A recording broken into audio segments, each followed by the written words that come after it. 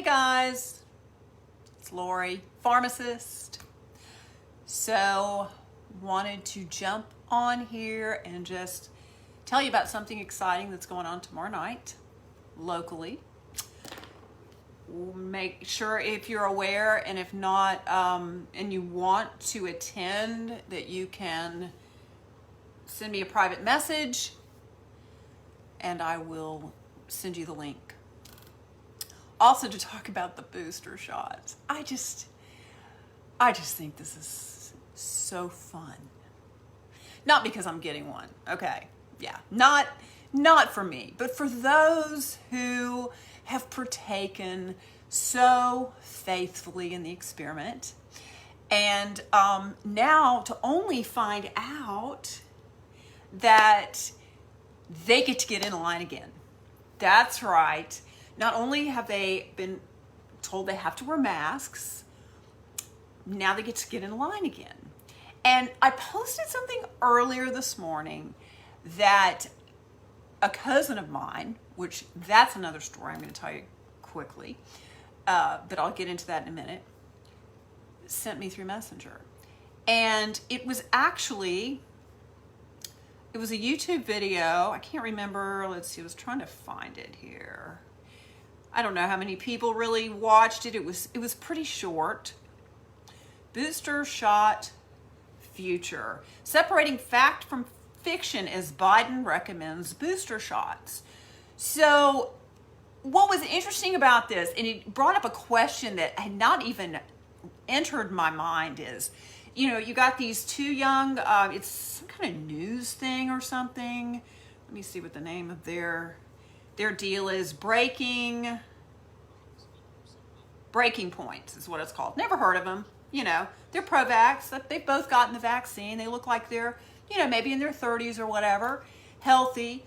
But they're scratching their heads going, okay, why do we have to get a booster? And here the Biden administration is saying almost, booster shots are available and almost every American needs to line up and get your booster shot. Well, their point is, why not just do this for the people that are immunocompromised, that are at high risk? Because, and this was their argument, the vaccines are doing what they're supposed to do. It's keeping people out of the hospital. I mean, it's all over the news that it's the unvaccinated, right, that are in the hospital. 90+% of the COVID patients are all unvaxxed, right? And it's the unvaxxed that are dying. And of course, we know mainstream media is telling us the truth because they always do. Even if that doesn't match what other countries are saying, kind of like Israel and the UK, I believe it is, their stats are way different than that, the vaxxed versus unvaxxed that are in the hospital. But in the US, this is the way it is. And so their whole point was, if the unvaxxed are the only ones in the hospital pretty much, and the breakthrough infections, and they were totally serious, are totally, rare, so rare, and even rarer are vaccinated people dying and getting severe disease, then obviously the vaccines are doing what they need to do, so why do we need to go get a booster? And I thought, I hate it when the maybe not so honest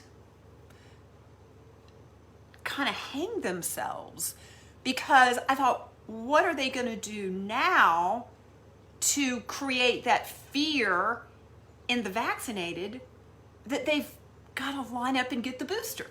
Because they're so busy telling them that the vaccinated there's hardly any in the hospital. Don't you I thought that was so fun. And that's why I posted it, and I was hoping, because it's really not very long, I was hoping some of you would watch it, enjoy it with me, because and my cousin, of all people, sent this to me, who happens to be questioning things. I'll go into that a little more in a minute. But, and I got to thinking about the people that are generating all the fear, the Delta variant, and then we're going to have whatever else variant, and now we got to get the boosters. And I mean, the fact that 8 months, this is the shortest vaccine lasting in history. And they had to get 2, right? I mean, there's not a lot of vaccines where you got to get 2 within 30 days. You know, HPV was I really think like the first one. But everything else is spread out by a lot longer, or years. Even like tetanus is like 10 years. So, you know, you got to ask yourself, we've come a long way, baby, when we've got to start getting re-injected within 8 months. And studies are showing that the efficacy was actually falling way before the 8-month mark, studies that they're looking at now. So, hey, Georgia, how are you? But anyway, I hope you guys just take the time to watch it, because I think it's really fun, and I think it's interesting to see these people that are just, you know, they've trusted in the vaccine, they went and got the vaccine, and now they're going, wait a minute, we got to do it again, and yet you're telling us that it's not the vaxxed that are in the hospital, it's the unvaxxed, and those are the ones that are dying, and those either breakthrough cases are rare. Then what's the big deal here? So I thought that was great. I just thought it was great. Okay, so about maybe 3 weeks ago or so, you guys got to understand something, okay? I come from a family of pharmacists. I am not just one pharmacist, one lone pharmacist. My father was a pharmacist. My 2 uncles are currently practicing pharmacists that own their own pharmacies, practice pharmacy. They have kids, well, one has 3 kids that are 3 out of 3 are pharmacists. Another one, 2 out of 2 are not pharmacists. But my grandfather was a pharmacist. So, you know, I come from this whole line of pharmacists, right? And here I am speaking out, okay? And the one, you know, if you follow me, you know. Okay. So needless to say, my family doesn't talk to me a lot. So when you all say that you feel ostracized, or, you know, whatever you feel, I fully understand, because I am a black sheep in the fam, okay? In the Wise family, I am a very black sheep. Now, my father has gone on to be with the Lord. He was actually the one that turned me on to Mike Adams, Dr. Joseph McCullough. So yeah, he was out there questioning things a lot, and so was my mother. You know, so they were kind of black, they were kind of like dark gray sheep, if you will. But I'm hardcore black, because I'm the one that stands here and makes the videos and has the following and all this kind of stuff. And of course hasn't participated in the experiment. Well, the other day, it's been about 3 weeks ago, and you know how Facebook algorithms work, where you only seem to see a certain set of people, but for no particular reason, I happened to come across a comment that this one cousin had made, who's not a pharmacist, incidentally. And his comment was, I see that too many people on this thread are watching, or a lot of people on this thread are watching too much MSNBC, I think was the comment. And I was like, so anyway, he and I, long story short, have kind of become buds, if you will. Sharing stuff, and I've posted a few of the things, I've shared a few of the things. I mean, he's definitely a very deep thinker. And so this morning I texted him and I said, you know, I've been the black sheep, but you definitely have a very dark gray hue going on.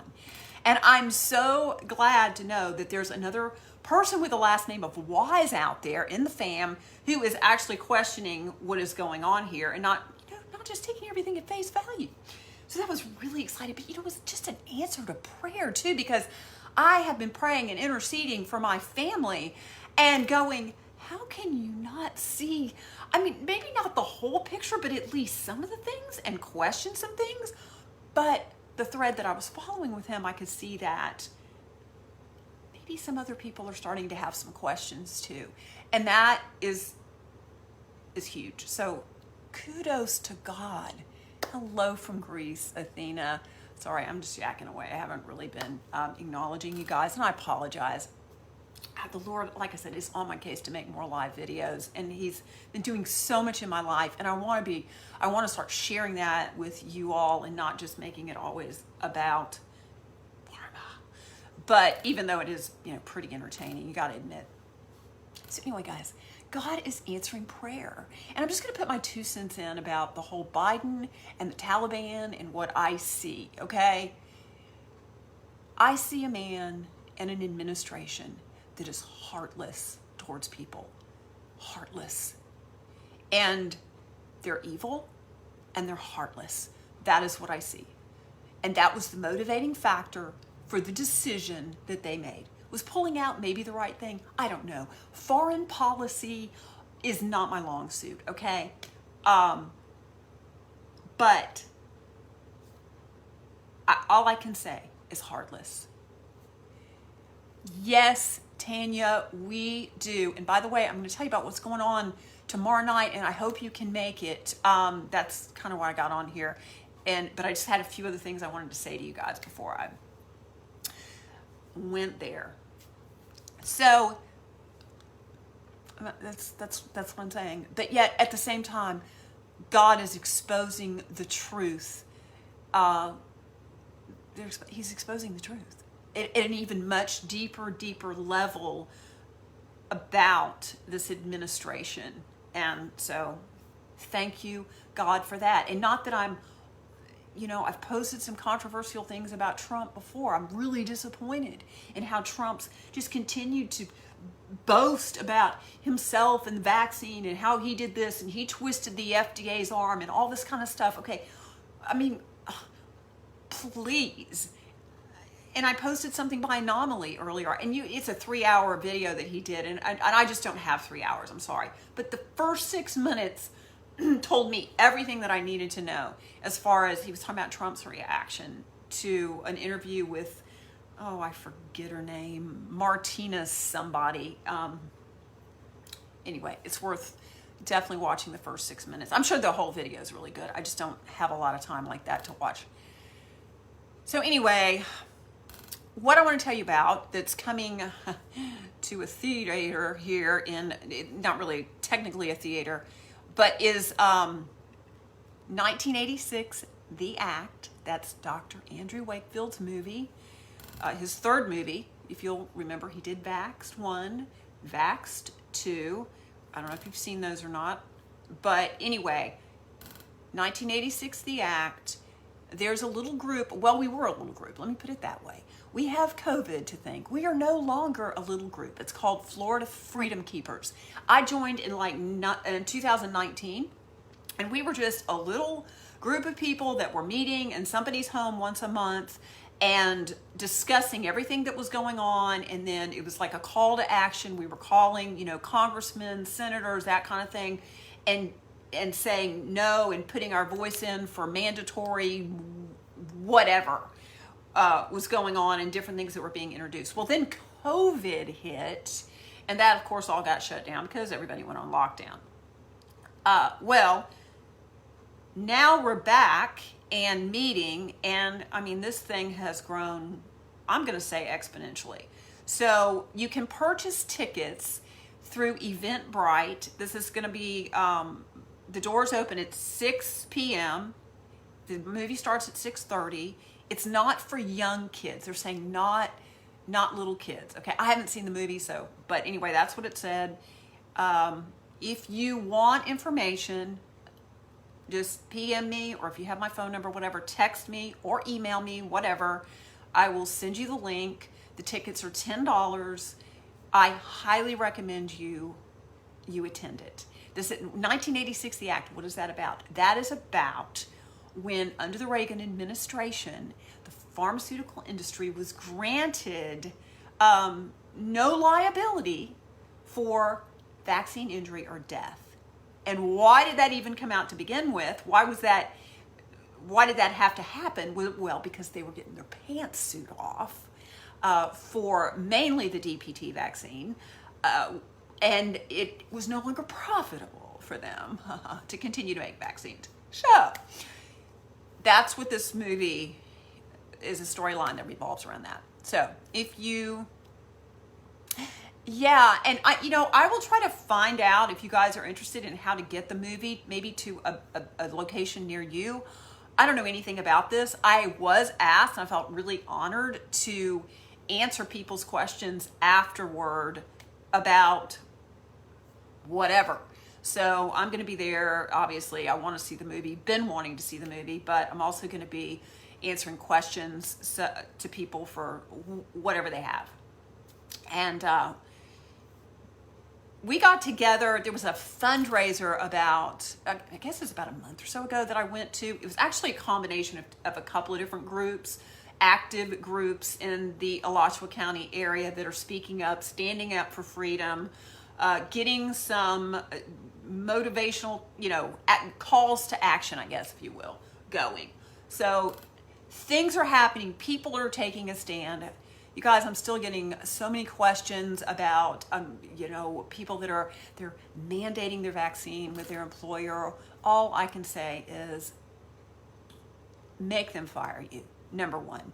Number two, where in your employee handbook, in your job description, whatever, did you agree to let them make your medical decisions about anything? Where?